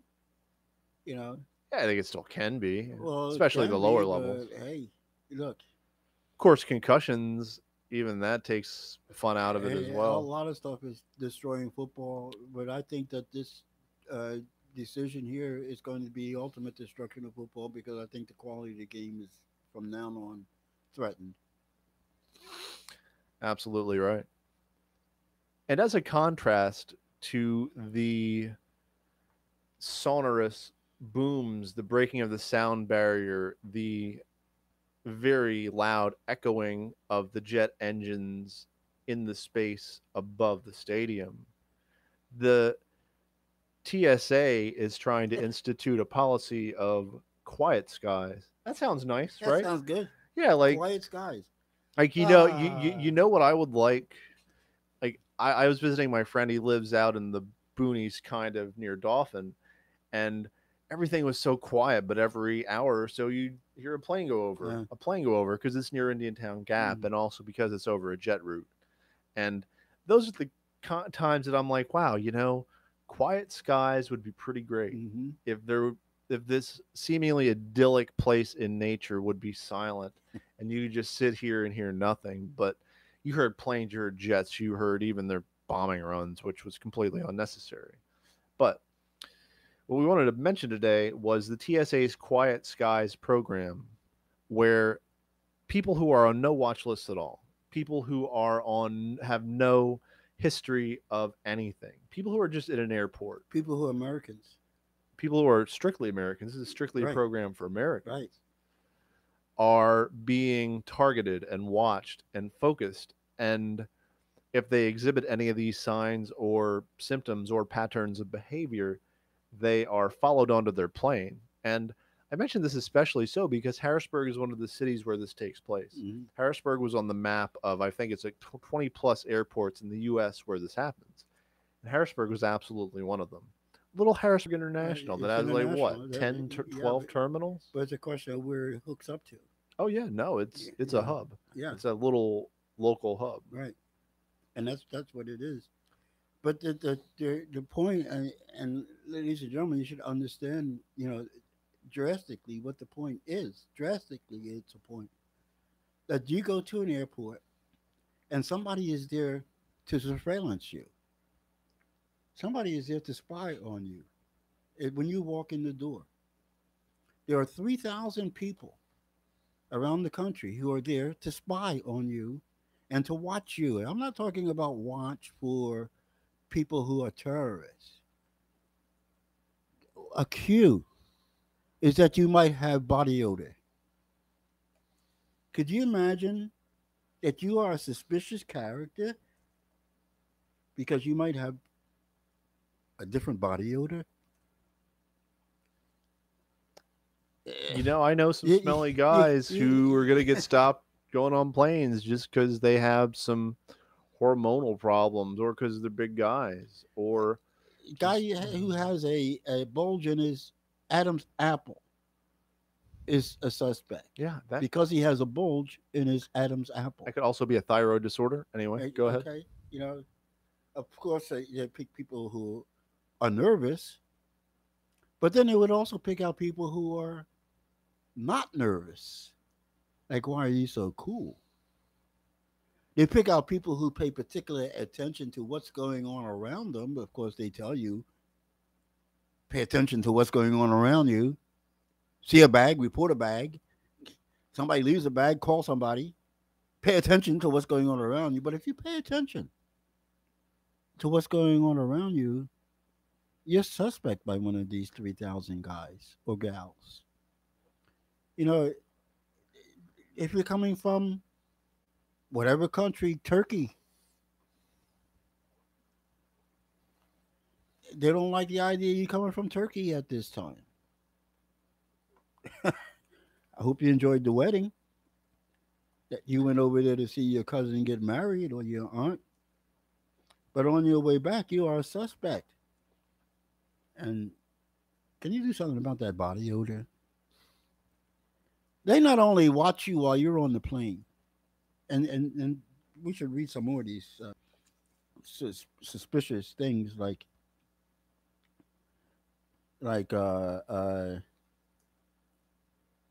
what if you no anyway let's move forward. I can't if you're nervous, not nervous, if you're cool, if you're not cool, if you smell, if you don't Oh, smell, what it didn't print too well. no, yeah, I can't Uh, I can't if the subject was abnormally aware of their yeah. surroundings, if they are using the reflection in the storefront windows to identify surveillance, Oh, I have wow, yeah. often just stopped in front of You windows and stop in looked at my front of the clothes mirror, or look at checked the my stuff, hair, right? How do they know if you look? I mean, wow, okay, observing the boarding gate from afar. You know, when I do that, it's to see if my plane's ready. yeah, Boarded and last. also like you're looking to see how many people are getting in the line or not getting in the Yeah, line, so whether you you have can to know hurry or when. not. Yeah, yeah, right.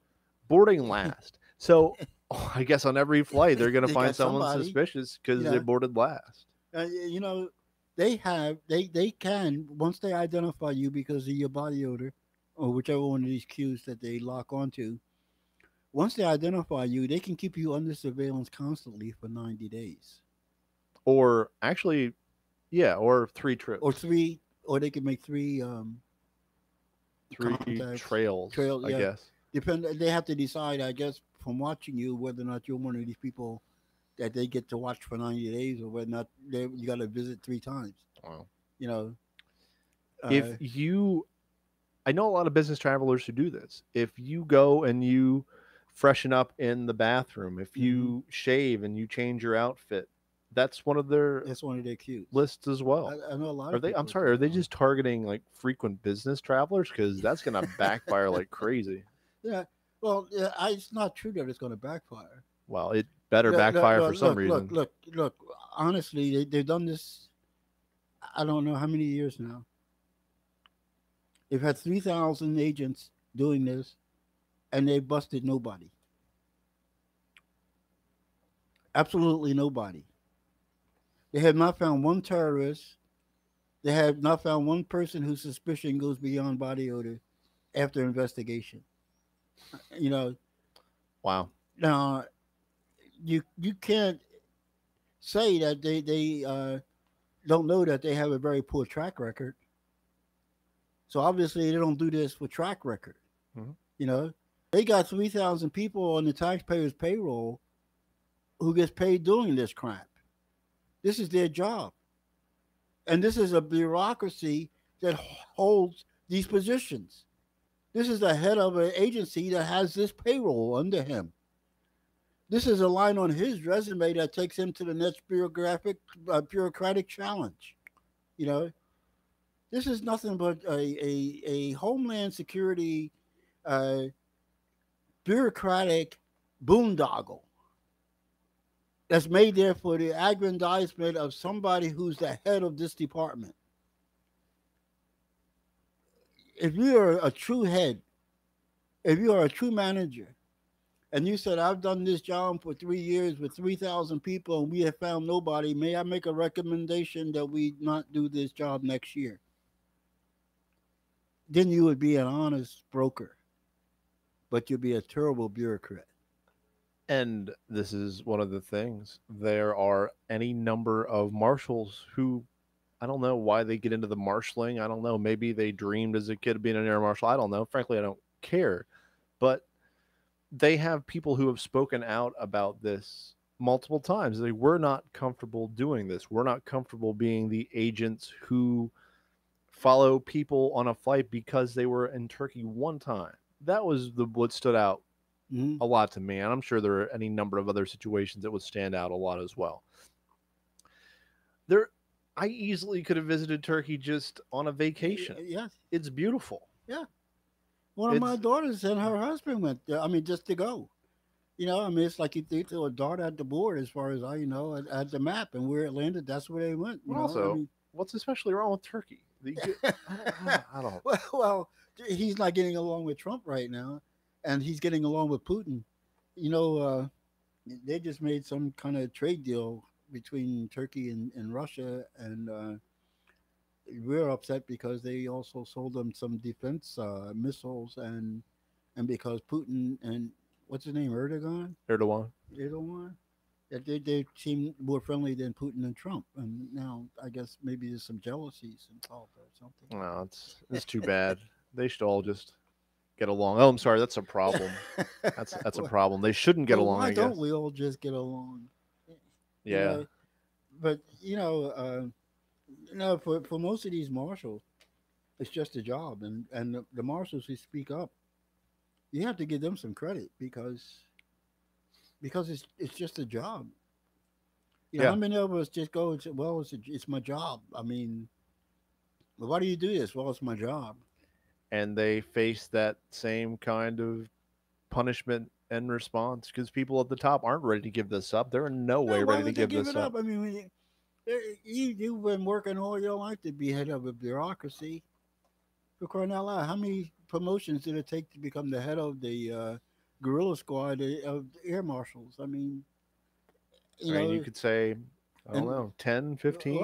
and if you That's don't probably get a too small many number. demerits, you might become the assistant director or the next whatever. Yeah. I mean, regardless of how stupid the job is and how ridiculous the job is and how unsatisfactory and satisfying and how it means nothing in the long run of things, that has nothing to do with anything Nope.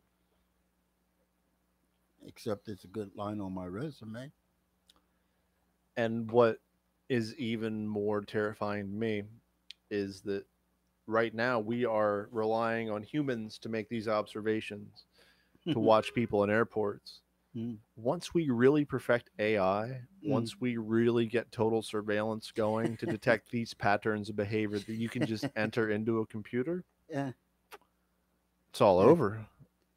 You know, they, If they want to see these and just divert you as you go through your gate and subject you to greater screening, then you just had to meet, let's say, three of these criteria, mm. but then everyone will be cataloged. Look at the issue that is there right now with facial recognition, and look at Oh the God, unwillingness to face the issue with facial that recognition. deal with Amazon Yeah, where they Amazon. got like what 20 out of 25 wrong, or it was 80% They wrong, had they did identification thing with the members of Congress. and it was the minority members of Yeah, Congress yeah, who got it the most wrong. I you can't write that. Like no, you couldn't no. write that good a script. And so, what's the cure to that? Is to do more of it, not less of it. Mm. You know, it's that you have to reset your parameters.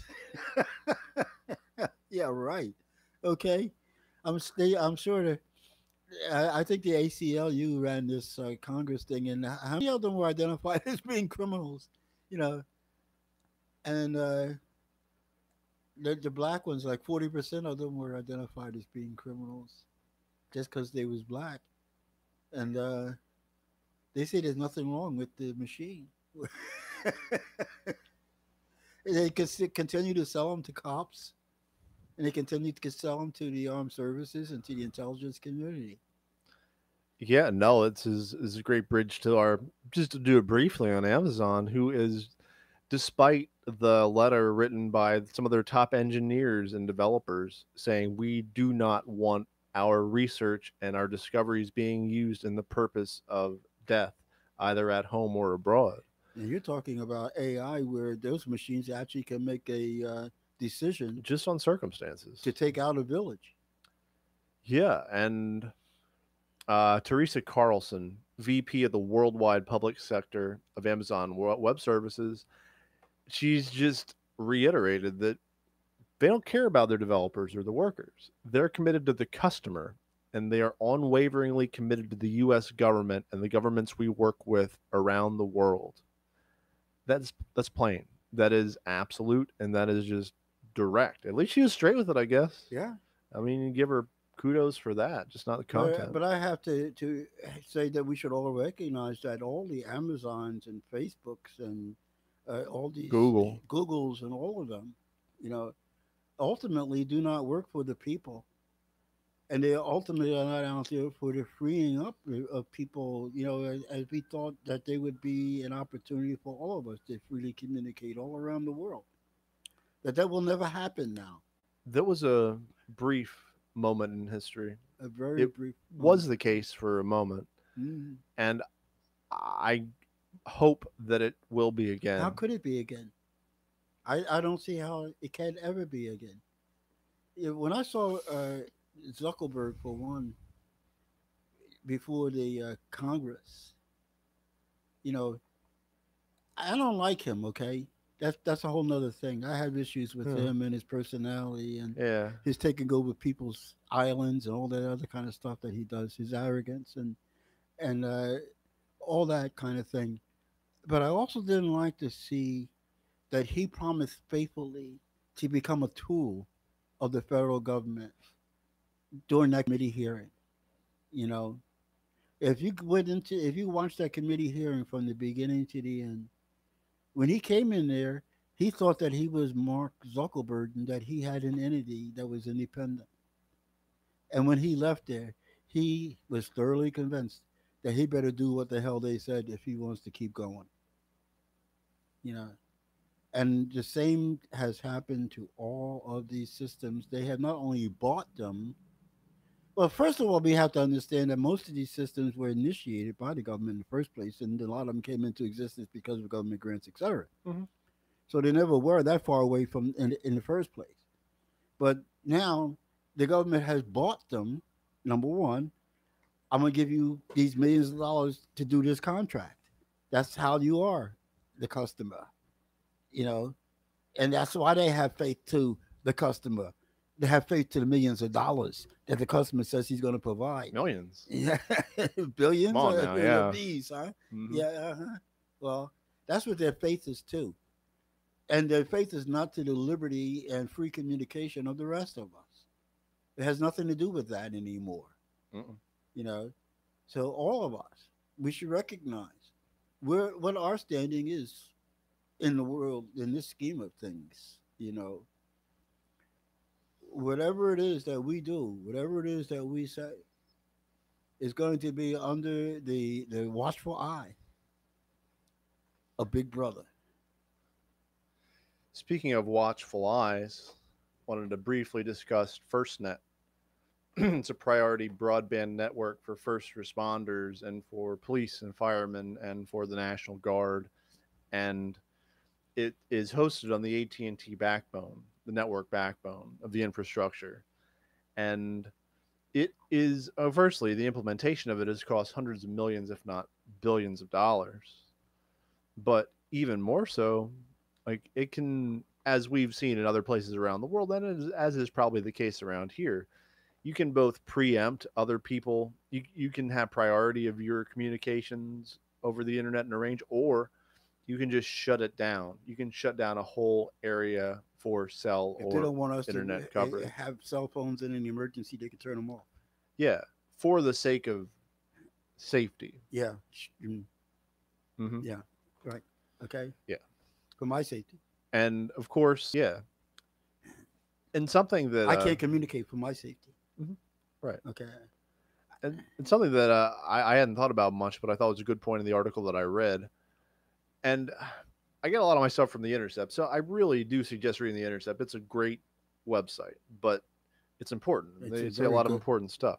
But one point they made, they had a quote from a journalist is that a journalist would have their ham radio, or they have their radio, and they could monitor the police chatter. They can't do this with FirstNet. Right. They can't sit Right. there and monitor these internet Yeah. communications. They're all encrypted. They're all secret. And when something's secret, there's just so much room for malfeasance. There's so much room for unaccountability. There's no semblance of transparency. Mhm. So we are then what kind of a nation again? Oh, police state. A police state. Yeah, that's all. Okay. You didn't say anything in that process about freedom and democracy. Well, a republic, sir.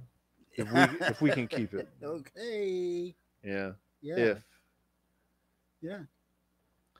so, all these predatory, and I saw predatory. I didn't correct it because I wasn't sure if it was a typo or like an intentional thing. Predatory. I think it could be. These priests. I think predatory is pretty Yeah, appropriate too. the Though. predator priests. Yeah. You know, Predator pedophile. pedophile priests. Pennsylvania, they're predatory pedophile priests. Hmm. So yeah, that's a combination of. I thought so. I liked him. Okay. There's 300 of them named in this report. You know, and this is an official report. You know, and it comes out of a grand jury.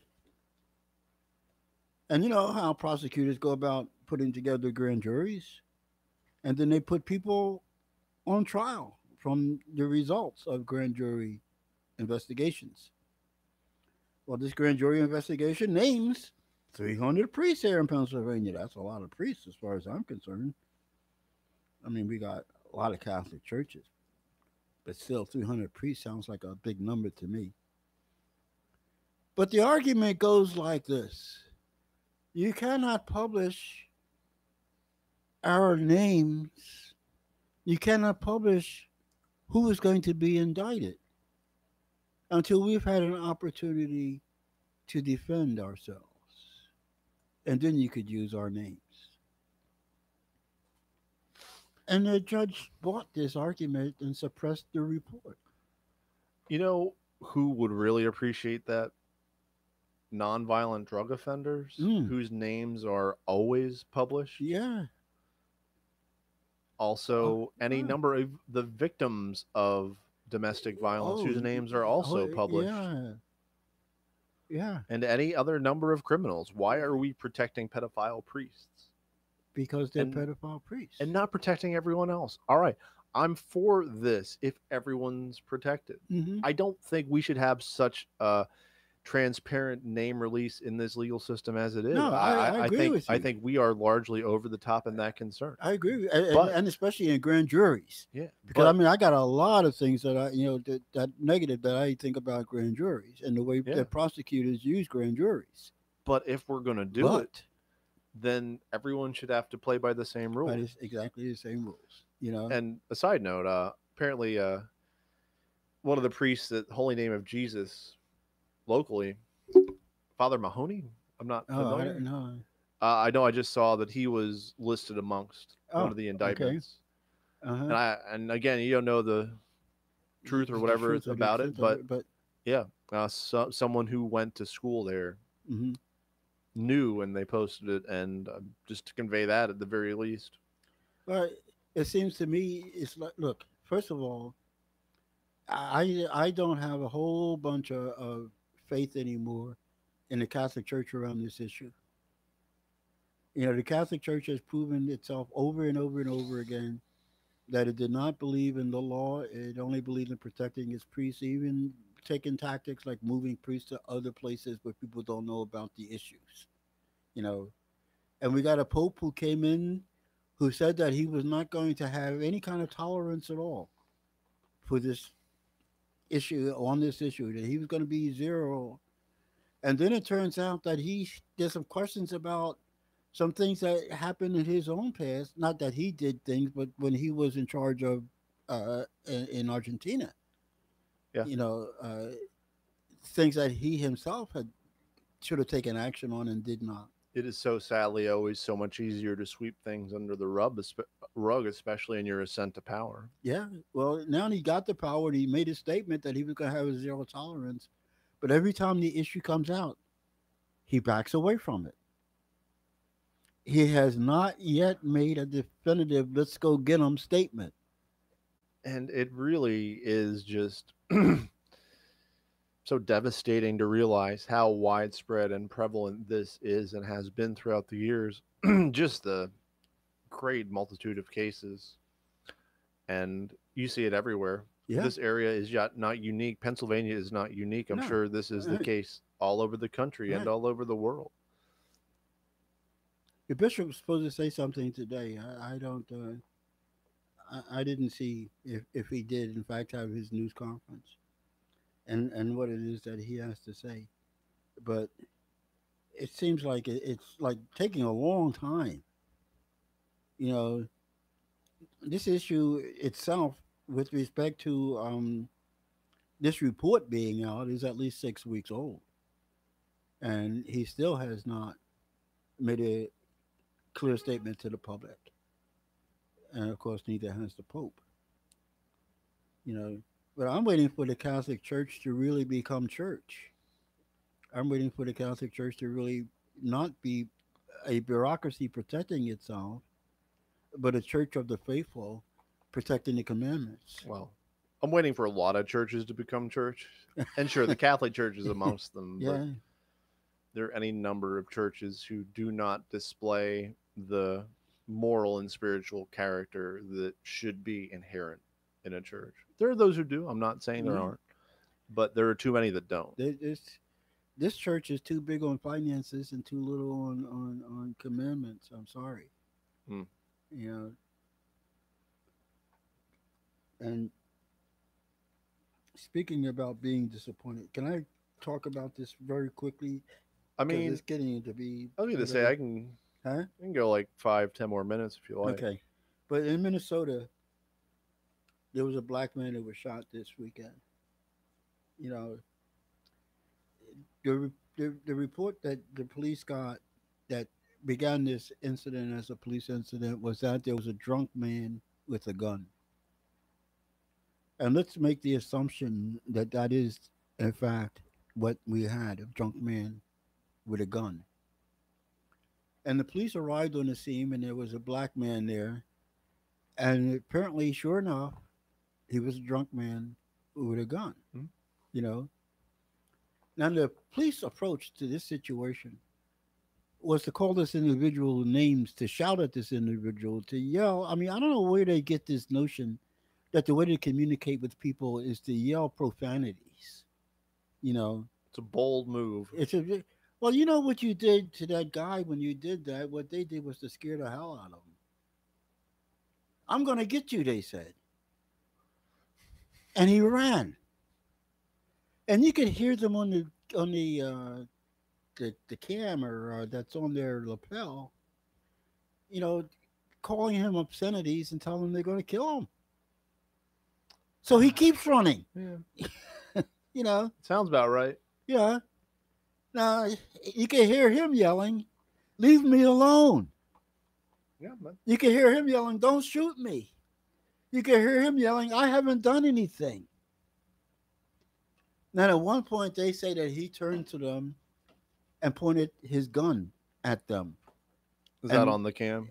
well, it's very hard to tell that this is what's happening. You can see his hand come back, but I can't see him turn in any way in a position that he could shoot somebody. Hmm. You know? But according to both cops, the gun was pointed right at them. But if it were so, he did not fire. He was still running away from them, saying, "Don't shoot me." And they shot 14 times, and they killed the man. Now, those circumstances, as far as I'm concerned, are extremely, extremely, extremely, extremely questionable. This is a man running away from you. You know, this is a man who, if you identify, you can let him run away from you and go pick him up at his house, with his mother's home. You know, or let them run and, just follow them Just in your car. I mean, for crying out loud, there's so many things that they could have done if he was a white boy. You know, now that incensed me enough that I said, those people are wrong, and it brings up to me questions about their judgment, et cetera, et cetera, et cetera. But then, of course, they're not held accountable because they felt like their lives were being threatened.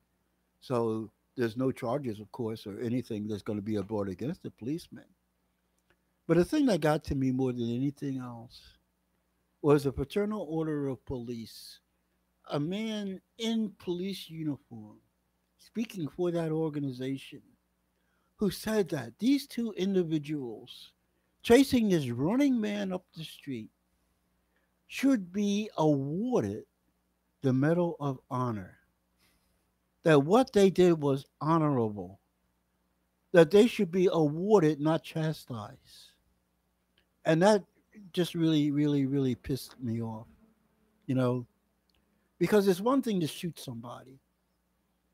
And it's another thing to roll up on somebody with the intention of shooting somebody, or to always be ready to shoot somebody, or to always have it in your mind that it's your job to shoot somebody, you know. But then to stand there in front of a nation and make this kind of a statement, way beyond even justifying, but saying that this kind of action, this kind of policing should be rewarded. I said to myself, I kept thinking that the policemen were put in difficult situations. I kept thinking the policemen were under poor policy. I kept thinking the policemen were under poor training. But now the problem is policemen.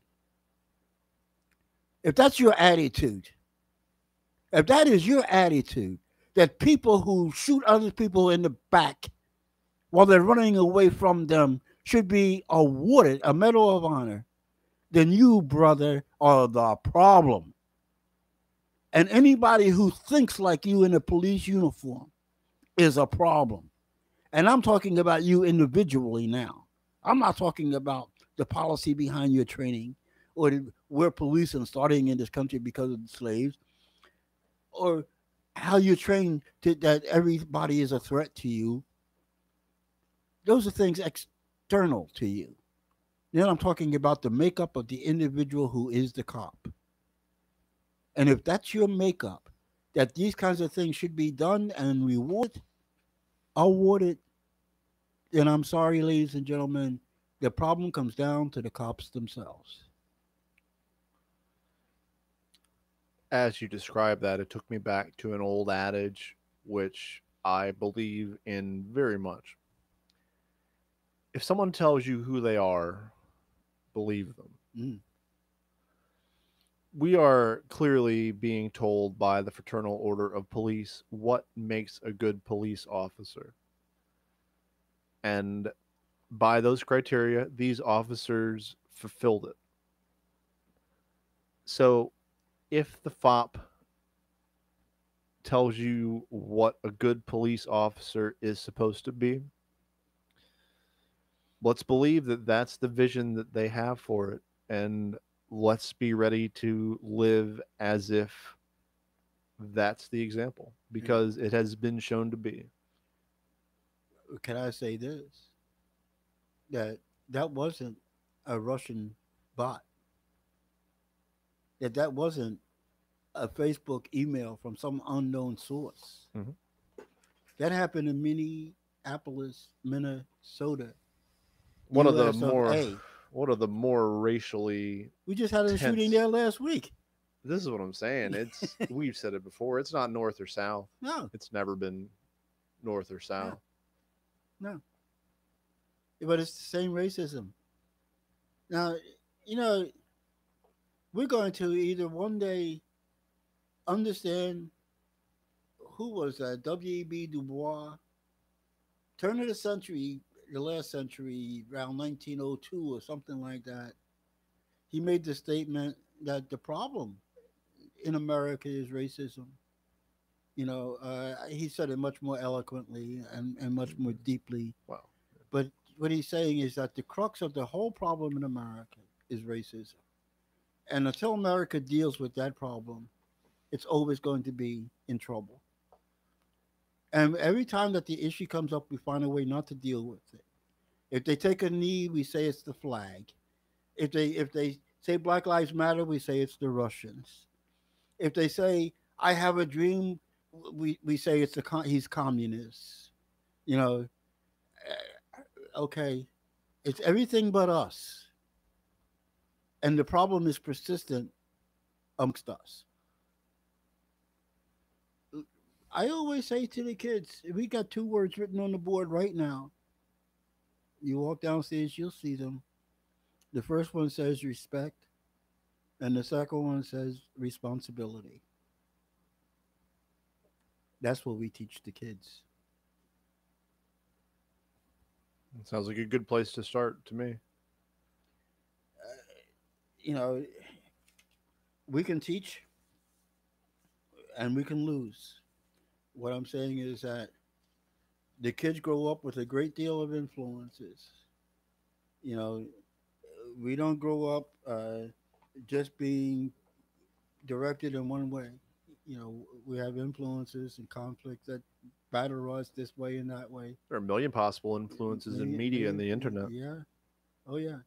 You know, you tell a kid he has a nice pair of shoes, and television tells him you got to get Adidas. You know, so we'll see what happens, you know. But we're not in any way, shape, or form in terms of our leadership, in terms of our political hierarchy, in terms of our corporate masters. None of that is taking us in a good and positive direction. It's only taking us in amassing more weapons and having more wars and producing more poverty. We have the richest people in the world on the top and 40 million Americans living in abject policy in poverty in this country. And we got mad at the United Nations for coming and revealing that. And what's her name? She told the guy whose Nikki job it Haley. is. She said that he had no business coming to the United States to look at poverty, not the wealthiest and freest nation in the world. There's other problems in the world that he should be dealing with. She even refuses to recognize that we have a problem here. And that's why one of the most important things that we or anyone can do, we as individuals, we as a community, or we as a nation, is to take a close and honest look at ourselves. And when we do that, we have the potential for change. But if we don't, it's never going to happen. No, no. And you know me, I've become cynical enough to believe that it's never going to happen. Here's hoping. Yeah, with you. For Bill Jameson, my name is Justin Geist. Thank you for listening and for watching. On this August 1st, 2018, this has been Reach Out. Bye, y'all.